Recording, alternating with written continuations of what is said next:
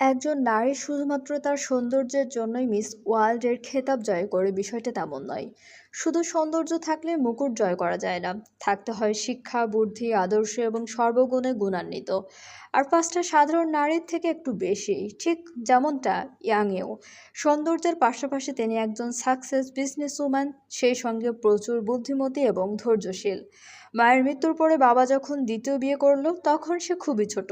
রাগ জেদ করার বয়সে নিজেকে ধৈর্যশীল বানিয়েছে। বাবাকে পছন্দ না করেও সবসময় তার সঙ্গে ভালো ব্যবহার করেছেন। ফলস্বরূপ বাবার সম্পত্তির 70% ছিনিয়ে নিয়েছে। আর এখনও খুব ভালো করেই জানে কিভাবে আবরার তাসনিনকে দমাতে হবে বা কিভাবে তাকে পেতে হবে। মহৎ নয় সে, ভালোবাসার মানুষটিকে তার ভালোবাসার মানুষের সঙ্গে থাকতে দেবে এতটা উদার নয়। ভালোবেসেছে মানে যে কোনো মূল্যে তাকে পেতে হবে, খুন করতে হয় করবে। বাঘের মুখ থেকে খাবার ছিনিয়ে আনার লোক সে। তা আর জনপ্রিয় মানুষদের দুর্বলতা হচ্ছে মিডিয়া। বেডরুমে কি হচ্ছে সেটা দেখার বিষয় নয়, মিডিয়া কি চায় জানছে সেটাই বিষয়। রিলেশনশিপের কথা একবার পাবলিক হয়ে গেছে, নিজের পজিশন ধরে রাখার জন্য হলেও সম্পর্কটা এগিয়ে নিতে বাধ্য হবে। কিন্তু বকা ইয়াংইউ এটা জানল না, আবরার তাসনিন পজিশনের ধার ধারে না। জনপ্রিয়তা, বিজনেস, প্রপার্টি এসবে তার ইন্টারেস্ট নেই। তাসিন হাউসের সামনে দাঁড়িয়ে আছে ইয়াংইউ, তার ফোনখানা অনবরত বেজে চলছে, গ্রিলি কল করছে। কিন্তু এই মুহূর্তে তার সঙ্গে কথা বলার প্রয়োজনীয়তা বোধ করছে না সে, তাই ফোনখানা বন্ধ করে ফেলল।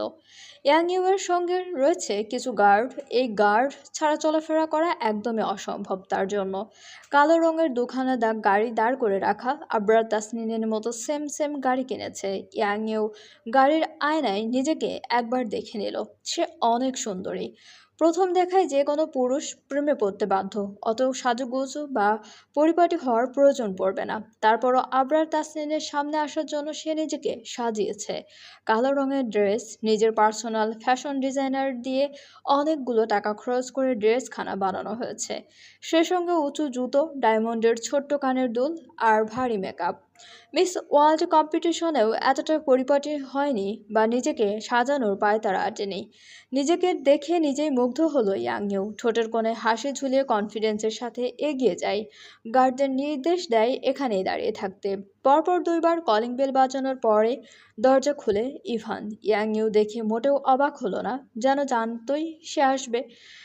ঠোঁটের কোণে হাসি ঝুলিয়ে বললে, ওয়েলকাম মিস। বাকি কথা শেষ করার আগে ইভান পাশ কাটিয়ে ভেতরে ঢুকে পড়ে মেয়েটা। এদিক ওদিক দৃষ্টি ফিরে খুঁজতে থাকে আবরার তাসনিনকে। শ্যাম কিচেন থেকে বের হতে হতে বলে, কংগ্রেচুলেশনস। রিলেশনশিপে চলে গেলেন অথচ আমরা জানলাম না। বিরক্ত হলো ইয়াংয়েও, চোখ মুখ কুচকে বলে, হোয়ার ইজ তাসিন? আহাত জবাব বলে, তাকে নিয়ে আপনার কি কাজ? আর রিপোর্টারদের কাছে মিথ্যে কথা কেন বলেছেন? কে নাটক শুরু করলেন? Tasin looking hot. I love you so much, that's why. ইয়াংয়েও এর কথা শুনে মুখ বাঁকালো।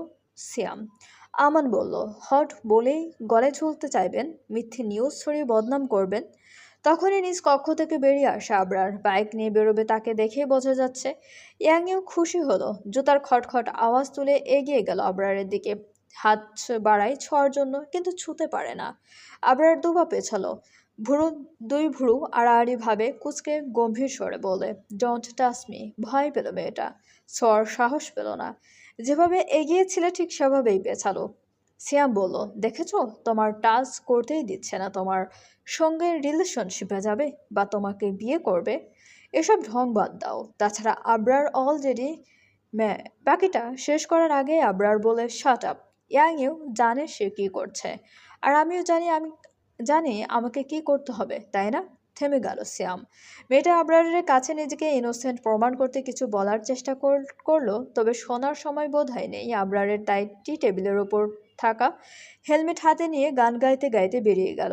You swerve around me and you give me life and that's why night after night I fucking you right. I will fucking you right. Yangyu কপাল কুঁচকালো। এরপর কি করতে হবে এটাও তার জানা। আশ্চর্যজনক বিষয় হচ্ছে, যে ছেলেটা কিছুদিন আগে তার শহরে গিয়ে তার বাবাকে খুন করে এসেছে, সেই ছেলের বিরুদ্ধে অ্যাকশন না নিয়ে তাকে ভালোবেসে তার সঙ্গে থাকতে চাচ্ছে। কুকুরের মতো ছুটে এসেছ।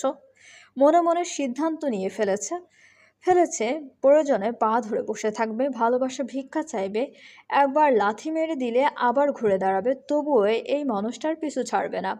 ভালোবাসতে হবে না, কখনো যত্ন করতে হবে না, শুধু তার সঙ্গে একটুখানি থাকতে দিলেই হবে। ইয়াংয়ের মতো শ্রেষ্ঠ সুন্দরী আবরার তাসনিনের পা ধরে বসে থাকবে, বিজনেস, প্রপার্টি, টাকা পয়সা সব দিয়ে দেবে তাকে। বিনিময়ে একটুখানি স্বীকৃতি চাই, পাশে থাকতে চাই। আমার কিছু মুহূর্ত তাকিয়ে রইল মেয়েটার মুখ পানে। আসলে সে সেরা সুন্দরী, নজর ফেরানো দেয়, কিন্তু আফসোস ভুল মানুষকে চুজ করেছে। সে এগিয়ে এসে বলে, মিস, আপনি ভুল ট্রেনে ওঠার চেষ্টা করছেন। ইয়াংয়েও বুঝলো না, বাংলা খুব ভালো জানে না সে, খুব শুধু বলল, আসছি হ্যাঁ। তোমরা ভালো থেকো, শ্যাম কবিতার সুরে বলল। যাবে যাও, দূর হও চোখের সামনে থেকে। আমার আব্বা ভালো ছেলে, কিন্তু অল্প বয়সেই গেছে পেকে। তুমি মেয়ে জবর তেরা, বোঝো না হিসেব। আব্বা আমার জনমের লয়াল, তোমার সাথে হবে না নিকেশ। বিরক্ত ইউ দাঁত কটমট করে একটুখানি তাকালো শ্যামের দিকে, তারপর চলে গেল। চার বন্ধু দীর্ঘ শ্বাস ফেললো। জুরিক নদীর পাশে বসে আছে আবরার, তার পাশেই বাইক রাখা, ঠোঁটের ফাঁকে সিগারেট এবং হাতে গিটার। কিছু মুহূর্ত আগে গিটারটা কিনেছে, পরন্তু বিকেল সুইজারল্যান্ডের জুরিক শহরে একটুখানি রোদে দেখা মিলেছে। সেই সঙ্গে মানুষের শোরগোল বেড়েছে। আবরারকে দেখে সকলে চিনতে পেরেছে, কিন্তু কাছে এগিয়ে এসে কথা বলার মতো সাহস কারোরই নেই। সবাই নিজেদের ফোন বের করে পিকচার তুলছে, ভিডিও করছে, যেন দেখতে পেয়েই খুশি। গত পরশুর রেসে আবরার তাসনিনকে অন্যরকম সুন্দর লাগছিল। মেয়েরা নতুন করে প্রেমে পড়েছে, কিন্তু আফসোসের বিষয় হচ্ছে তাদের ক্র্যাশের নাগাল পাওয়া অসম্ভব। একটা সেলফি পর্যন্ত নেওয়ারও সুযোগ নেই। এটা নিয়ে অনেকেরই আফসোসের শেষ নেই, তবে আজকে সকলেই আফসোস মিটিয়ে দিয়ে গিটারের টুংটাং আওয়াজ তুলল আবরার। অদ্ভুত সুন্দর এবং মনোমুগ্ধকর সেই সুর। কালো রঙের বাইকখানা চিকচিক করছে রোদের আলোতে।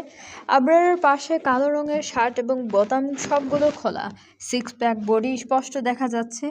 এক মুহূর্তের জন্য সুর তোলা থামায়, বড় বড় চুলগুলো পেছনে ঠেলে বাইকের মাথা নিজের দিকে ঘোরায়, যেন তার প্রেমিকা। তারপর নিচু স্বরে গেয়ে ওঠে, মনের কিনারে চলে আয়, এলোমেলো করে দে আমায়, বুকে জ্বলছে আগুন, চোখে স্বপ্ন তোরে, তোর জন্যই বাঁচা, তোর জন্যই মরে, কিভাবে বল তোকে আর বোঝাই, মনের কিনারে চলে আয়, এলোমেলো করে দে আমায়। সুইজারল্যান্ডের কেউ বাংলা বোঝে না, তাই তারা গানের লিরিক্স বুঝলো না, তবু মুগ্ধ হলো সকলে। কেউ কেউ ভিডিও করে তখনই আপলোড করে দিল ফেসবুক, ইনস্টাগ্রাম, টিকটক, ইউটিউব সহ বিভিন্ন অ্যাপসে। চিৎকার, চেঁচামেচি, হাত তালিতে মুখরিত হলো গোটা স্থান। আসিফ আদনানের জন্মদিন, সেই সঙ্গে আজকে অহনার বৌভাত। সকাল থেকে একদমই শরীরটা ভালো লাগছে না আদ্রিতার, সেই সঙ্গে অ্যানেরও শরীর খারাপ। এমন পরিস্থিতিতে বাড়ি থেকে বের হতে চায় না সে, কিন্তু কিছুই করার নেই, যেতেই হবে। বড় মায়ের মন খারাপ, গত 2 দিন যাবৎ ছেলেকে অনবরত কল করে যাচ্ছে, কিন্তু সে রিসিভ করছে না। আদ্রিতার খারাপ লাগে, মানুষটা এমন কেন? তার কি কারোর জন্য একটুখানি মায়া হয় না? ঠিক আছে, আদ্রিতাকে তার পছন্দ নাই, বা হয়তো পছন্দ ছিল, কিন্তু ইয়াং ইউকে দেখার পর আর পছন্দ হচ্ছে না, মেনে নিয়েছে আদ্রিতা এটা। আরে কোথায় আবরার, আর কোথায় সে? বামন হয়ে কি চাঁদ হাত দেওয়া যায়? যায় না। কিন্তু মা, সে তো বামন নয়, তার সঙ্গে একটুখানি কথা বলে তাকে একটু কল করলে কি এমন হতো? সে তো জন্ম দিয়েছে, তার তো কষ্ট হয়, দেখতে ইচ্ছে করে। এসব কি আর ওই মানুষটা বুঝবে? ভাবতে ভাবতে দীর্ঘশ্বাস ফেলল আদ্রিতা। সাজগোজ করার মুড নেই তার একদমই, শুধু জামা পাল্টেই বেরিয়ে পড়লো। বাবা এবং মামার সঙ্গে যাবে সে। ইদানিং বাবা মায়ের সঙ্গে ঠিকঠাক কথা বলা হয় না, মন ভালো থাকে না, কি আর কথা বলবে। তবে এবার থেকে ভেবে নিয়েছে খারাপ সব নিজের কাছে, বাবা মাকে সেই মন খারাপের অংশ করা ঠিক হবে না।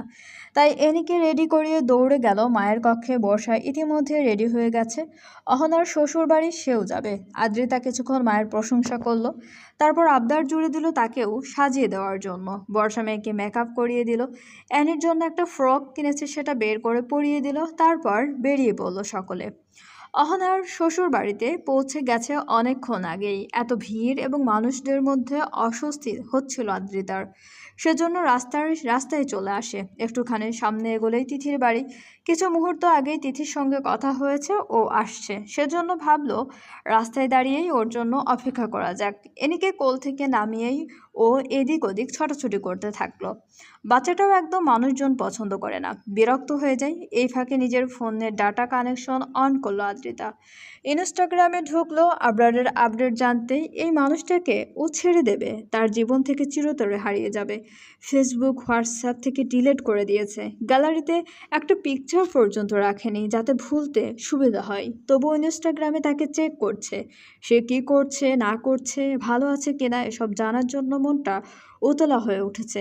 তবে কি এই পৃথিবীর সব থেকে বড় বেহায়া আদ্রিতা, সব থেকে বড় নির্লজ্জ সে, যে মূল্য দিচ্ছে না তার কাছেই বারবার ছুটে যেতে ইচ্ছে করে। এবার এই বেহায়াপনায় একটুখানি কমানো উচিত।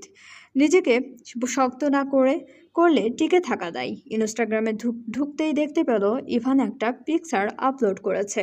দেখে আদ্রিতার ঠোঁটের কোণে হাসি ফুটে উঠল। লাভ রিক দিয়ে একটুখানি নিচে নামতেই দেখতে পেল আবরার গান গাইছে। বেশ কয়েকবার শুনলো গানটা। মাত্র 34 সেকেন্ডের একটা ভিডিও, মানুষটার পেছনের দিকটা দেখা যাচ্ছে, তবুও ভালো লাগছে। একটু নিচে স্ক্রল করতেই দেখলো ইয়াং ইউ পিকচার আপলোড করেছে। সে এই মুহূর্তে আবরার তাসনিনের বাড়িতে। বুকের ভেতরটা কেঁপে উঠল আদ্রিতার। সঙ্গে সঙ্গে ইনস্টাগ্রাম আনইনস্টল করে দিল। তারপরই কথা থেকে যেন একটা কালো গাড়ি আসলো। দরজা খুঁড়ে কেউ একজন রুমাল চেপে ধরলো আদ্রিতার নাকে। ব্যাস, আর কিছু মনে নেই। চলবে গল্পটি চলাকালীন বিজ্ঞাপনগুলো অবশ্যই আপনারা পুরোটা দেখবেন এবং আমাদের চ্যানেলটা প্লিজ সবাই সাবস্ক্রাইব করুন। গল্পটি ভালো লাগলে অবশ্যই সবাই লাইক, কমেন্ট এবং শেয়ার করতে ভুলবেন না আপনাদের প্রিয় মানুষগুলোর সাথে। এবং আমাদের চ্যানেলের সঙ্গে থাকার জন্য সবাইকে অনেক অনেক বেশি ধন্যবাদ।